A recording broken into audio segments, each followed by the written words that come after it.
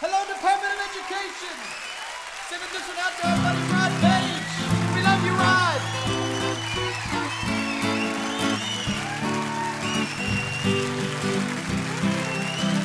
I got the blues when I got that call from ODLA. Said they'd try and file by the end of the day. Said it's ready to go out the door, but I've heard it all before. They'll call in, try to be my friend, and ask if they can extend again. Well, one of the days I'd like a response sometime. If they ask for 30 more, I think I'm gonna lose my mind. Well, when they file this thing away, there's gonna be another brand new day.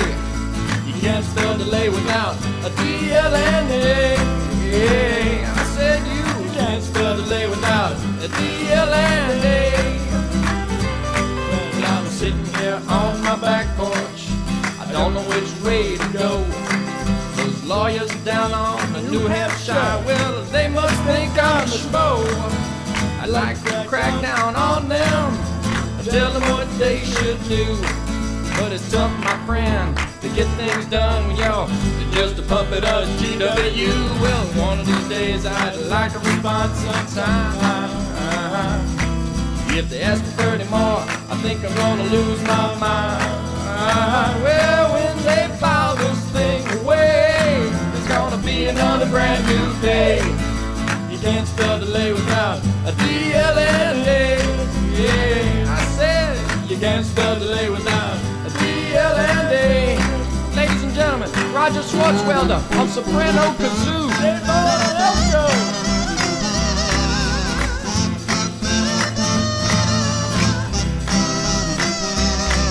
Smoke that thing, Roger. Smoke that thing. Woo!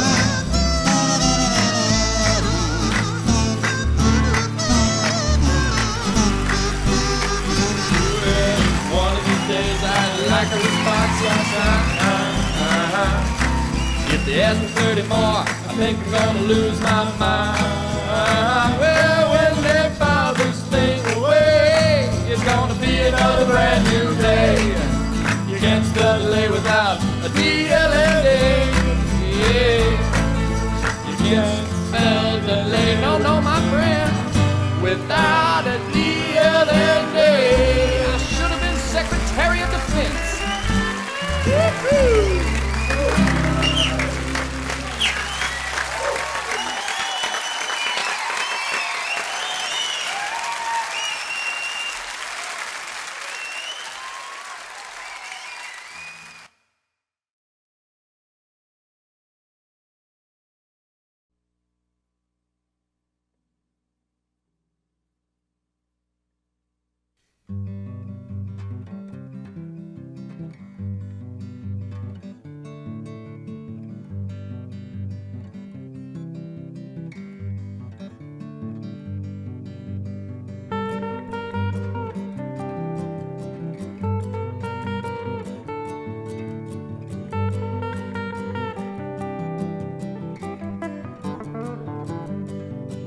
I was born and reared in Carolina, and my mama brought me up to know right from wrong. Folks that know me will tell you that I'm a fella that always likes to get along. Well, I got a real nice southern drawl, and I cut my hair and keep my clothes real neat. I drive a sensible car, know in my heart we won the war, keep solid ground planted beneath my feet. But there is one thing that still gets me going, one thing that just makes me irate. Cause I like you and want us to stay friendly. I'm gonna tell you what it is and tell you straight. Well, you can do most anything you want to, and I'll stay sweet as your granny's tea. You can take my barbecue, you can paint me tar heel blue, but you best not call me Blaine with an E. Well, I remember when I was in grade school, just your average Carolina tyke. And then one day the teacher wrote my name on the blackboard and used that letter I didn't like. I said, now teachers, one thing gets me going, is one thing that just makes me irate. Cause I like you and I want us to stay friendly. I'm gonna tell you what it is and tell you straight. Well, you can do most anything you want to, and I'll stay sweet as your granny's tea. You can take my barbecue, you can paint me Tar Heel blue, but you best not call me Blaine with an E.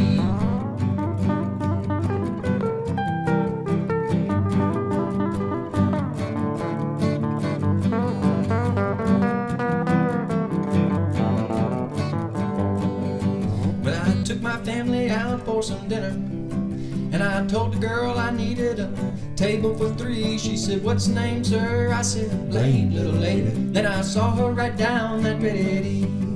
And I said, "There's just one thing that gets me going. Well, there's just one thing that makes me irate. And 'cause I like you and I want us to stay friendly, I'm gonna tell you what it is and tell you straight. Well, you can do most anything you want to, and I'll stay sweet as your granny's tea. You can take my barbecue, you can paint me Tar Heel blue, but you best not call me Blaine with an E. Well, now I'm a big fancy lawyer, and I got young attorneys working for me all the time, and I'll be danged if every time I get a memo there's a Blaine with an E in the subject line. And I tell them, there's just one thing that gets me going. Well, there's one thing that makes me irate. And 'cause I like you and I want us to stay friendly, I'm gonna tell you what it is and tell you straight. Well, you can do most anything you want to, and I'll stay sweet as your granny's tea. You can take my barbecue, you can paint me Tar Heel blue, but you best not call me Blaine with an E. Well, you can do most anything you want to, and I'll stay sweet as your granny's tea. You can take my barbecue, you can paint me Tar Heel blue, but you best not call me Blaine with an E.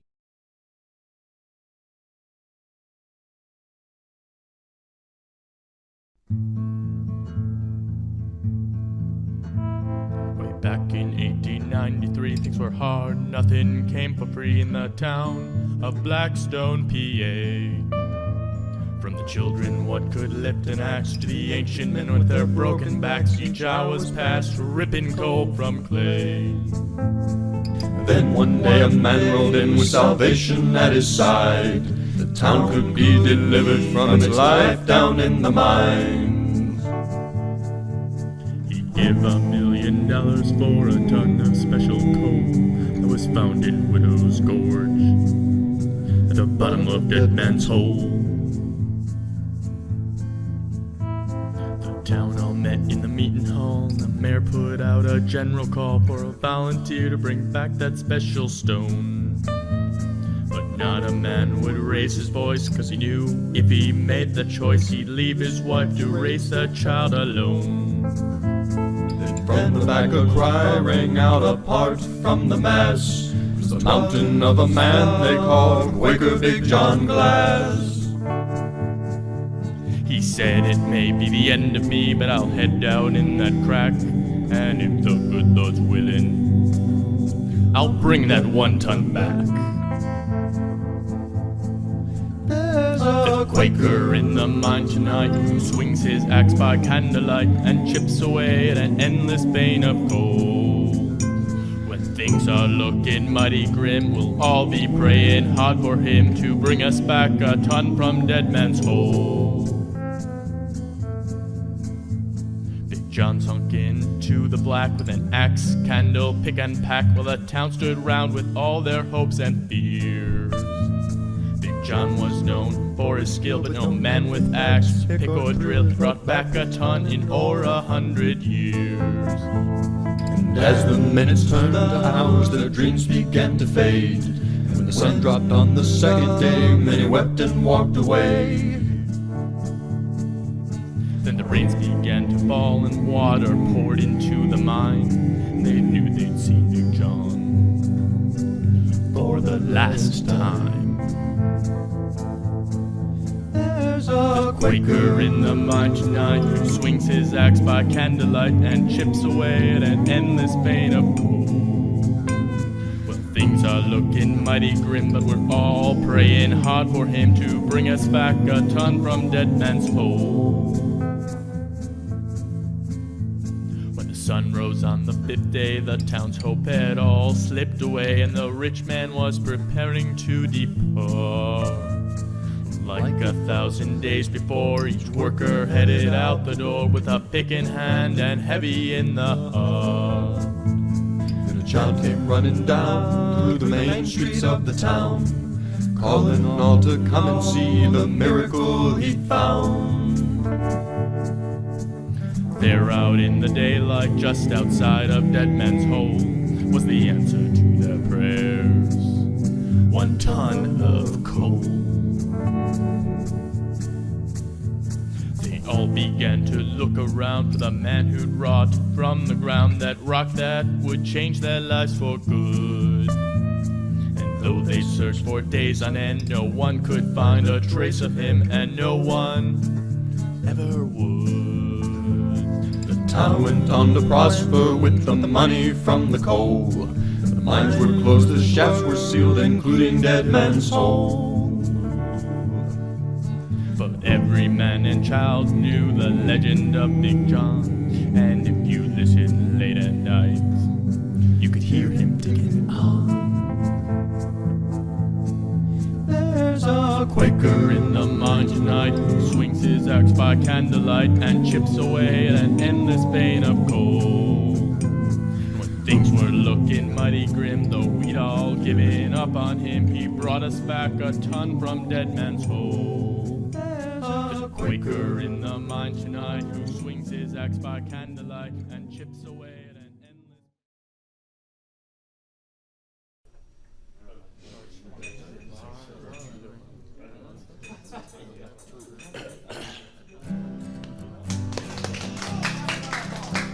Come gather round, ye lads, pull up a chair and settle in. Grab a pint and I'll tell you a tale of a boy grown to a man upon the 7 seas, aboard the best ship that ever set sail. Now my story it begins when I was scarcely 10 years old. My mother died and my father left for good, when the captain of a ship took me in up off the streets and gave me work when no one else would. And each day I scrubbed the deck and helped the cook prepare the meals. From dawn to dusk I worked my fingers to the bone. But with every hour I spent toiling 'neath the blazing sun, I give thanks for the ship I called home.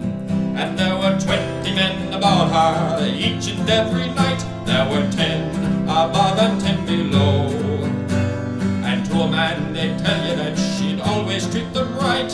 The best ship I ever did know. What was the ship's name? Years passed on by and I grew tall and I grew strong. Soon I was the ship's first mate. I was good with both the sword and the pistol at my side. There weren't waters that I couldn't navigate. Then one day the captain to me said, "It's time I'm moving on. Only one last thing to do before I go." And then he made me the captain of our favorite girl, the best ship I ever did know.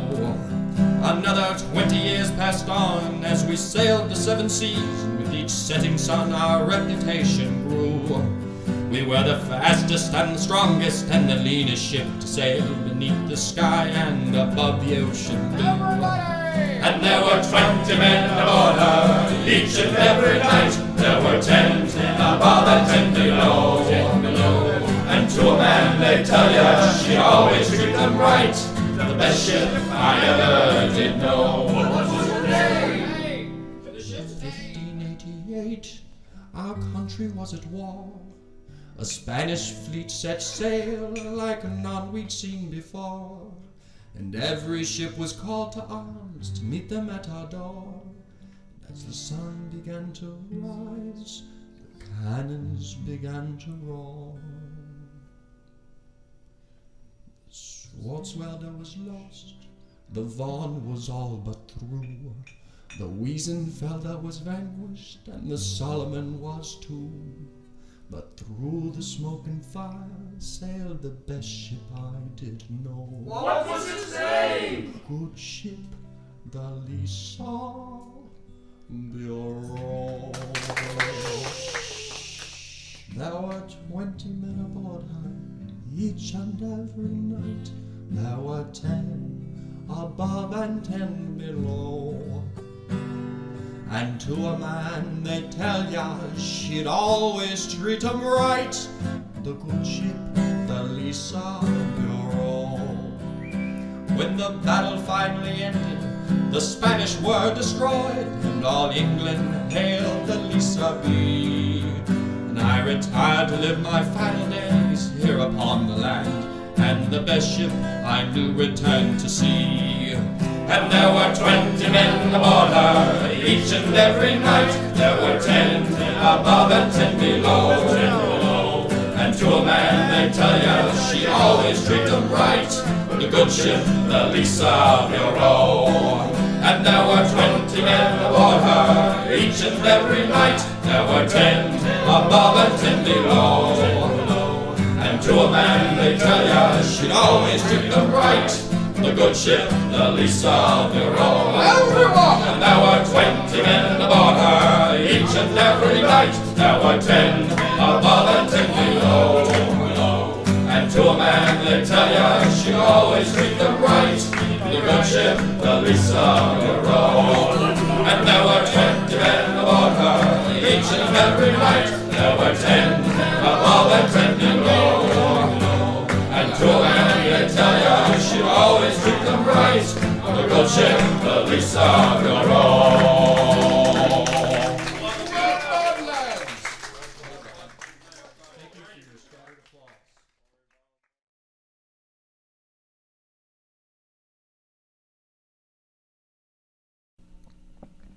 Time to go electric.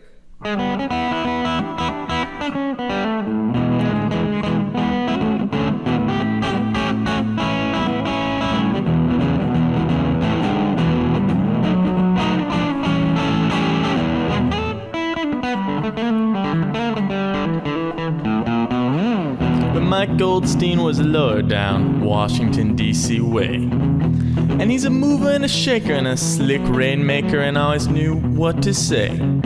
But in his heart, Mike G just wanted to be a New York City fireman for a day. Now, around about 10 years ago, the devil found himself in a bit of a jam. And he needed an advocate to advise him with respect to some acquisitions he wanted to plan. But he couldn't find a qualified counsel willing to give him a hand. That is, until he found old Mike. Now don't get me wrong, Mike G is a good guy all the way through. But don't forget, being a New York City fireman is what he really wanted to do. So the devil figured he could make Mike an offer he couldn't refuse. And the devil said, "Hey Mike, here's the deal. You advise me, I'll make your dream real. For one day a fireman you'll be, and my advisor for eternity."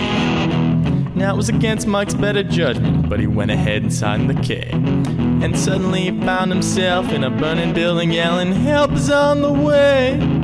Sure enough, his dream had come true. He was a New York City fireman for a day. And for 24 hours he was the hero that he knew he could be. He saved 9 men, 10 women, 2 kids, and 1 cat from a tree.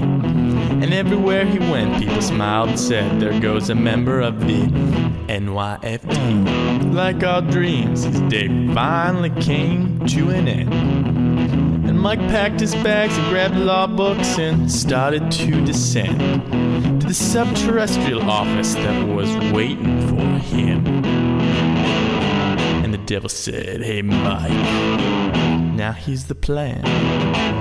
You're gonna help me acquire souls, like I know you can. And we'll be a team, the devil and his right-hand man." Mike said, "Now, devil, you're right, that I agreed to participate.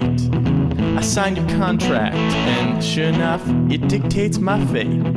But one thing the contract fails to cover is my billing rate." Well, the devil turned deep red, and then he said, "Mike, whatever do you mean?" And Mike said, "Well, I agreed to work for ya, but I'm a lawyer, I don't work for free."